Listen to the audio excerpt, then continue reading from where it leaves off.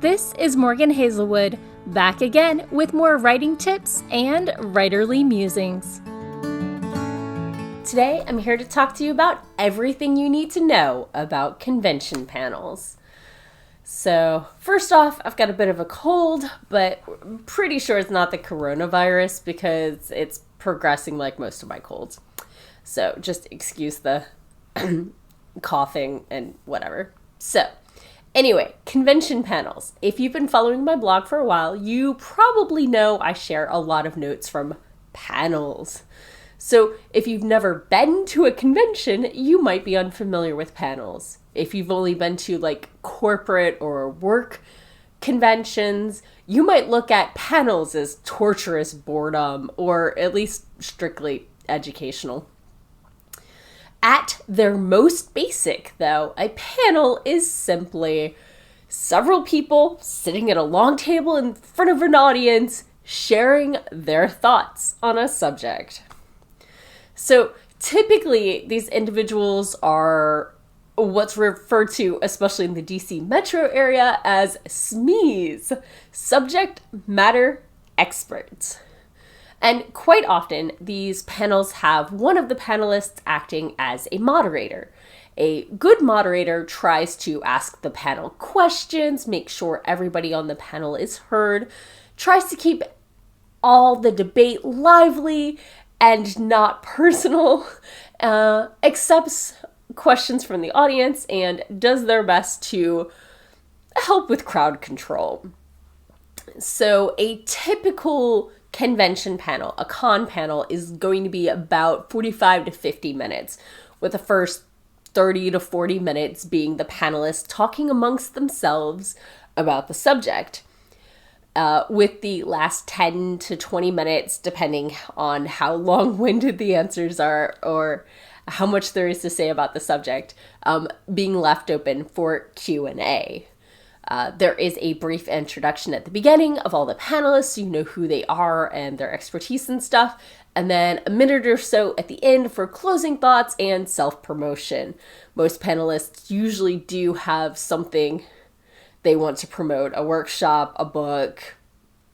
If it's like a cosplay panel, you know, their channel, etc. So, now, panels aren't the only thing that happens at a convention. There are workshops and dances and book readings and performances and concerts and parties and so much more.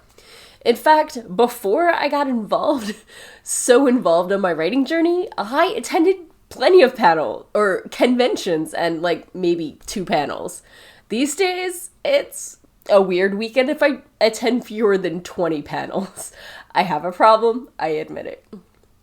But never fear, you can be a writer or a fan or whatever without ever attending a convention. Although that is partially why I like to share my notes, so that those who can't or don't attend panels still have access to the little nuggets of information I try to glean from the experts. But should you ever attend a convention yourself, I want to set you up for success, so you are seen as an excellent audience member and not someone to avoid. So, here are 4 things not to do during the Q&A period. Number 1. So, this is more of a statement than a question. If you attend panels, if you're on panels, you will hear this phrase a lot. Now, I know there are plenty of bright, intelligent people in the audience. I am one of them, clearly. I know that many of you would have made excellent panelists themselves, and many are actually on panels, on other panels. But unless you are on this particular panel, this is neither the time nor the place to insert your opinion on the subject. Save it for Twitter, save it for Facebook, save it for your friends after the panel. You will not impress the panelists by saying how wrong they are on the subject. You will not impress the audience. You will just get a lot of eye rolls and a lot of people tuning out.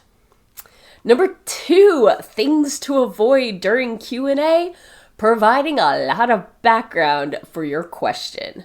Now, especially in writing panels and gaming panels, audience members will want to provide background for precisely why they're asking this question in the hope of getting a more tailor-made answer. And, they're just plain excited about their story or their world and everything. And it's fine to give a little context, but no more than 20 seconds.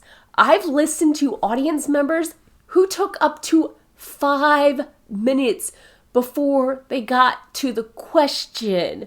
Most moderators aren't gonna let you get that far. When you take that long, you are A, taking time away from the panelist's potential answer. I mean, you've only got 10 minutes here, and that's like half of it.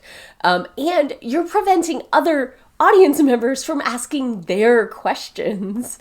And sometimes it kind of comes across like you're stealing that time to market your own stuff, which is pretty darn rude.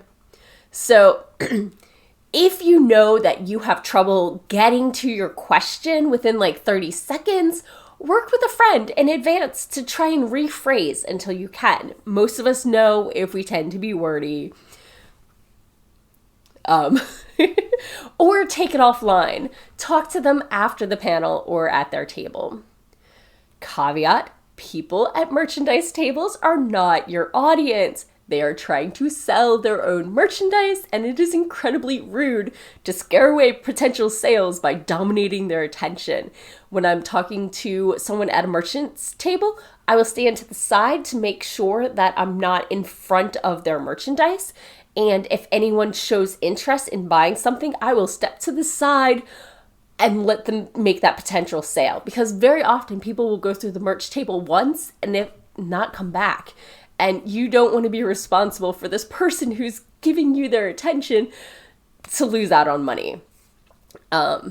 Some people with tables are hoping to make back the expenses they put out renting that hotel room, paying for that table. Making table, especially in Artist Alley, is hard. So you don't want to be the reason someone loses money at a con.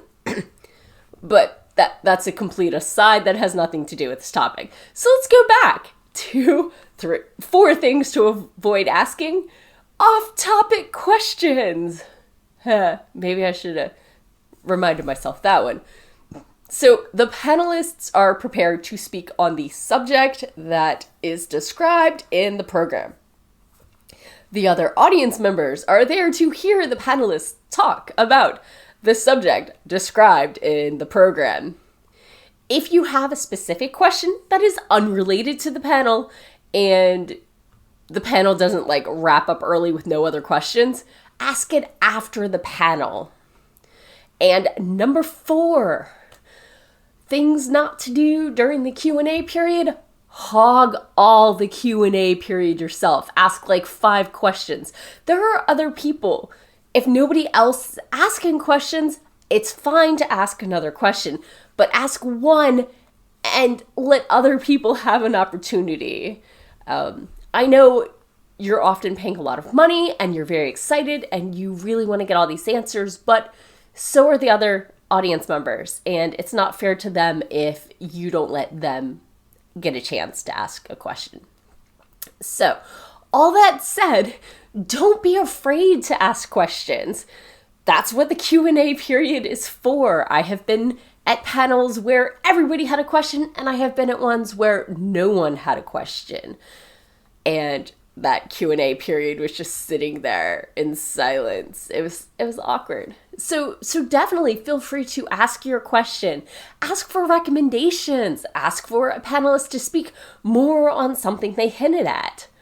For some shameless name dropping here, I once attended a panel with the ever-famous George R.R. Martin, and once the panel opened to questions, I asked a question addressing what I thought the panel was supposed to be about in the first place, and they had kind of taken it in a direction I hadn't expected, but totally fit with the program. And Martin actually complimented my question, but the moderator was actually the best answer for my question. So, just because you have a question directed at one person doesn't mean that the other panelists aren't going to have better answers.